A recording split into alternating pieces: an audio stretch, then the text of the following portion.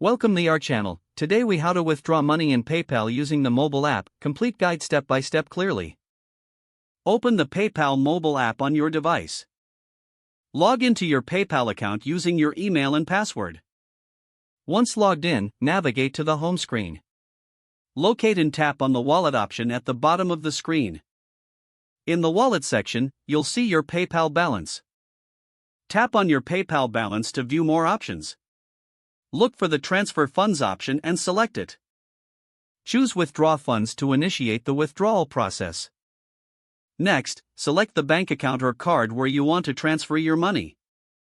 If you don't have a bank account linked, you'll need to add one first. To add a bank account, tap on Link a Bank and follow the prompts. Enter your bank details as requested and confirm the information. Once your bank account is linked, return to the Withdraw Funds option. Enter the amount of money you wish to withdraw. Review the transfer details to ensure everything is correct. Confirm the transaction by tapping on the Transfer button. You will receive a notification confirming your transfer request.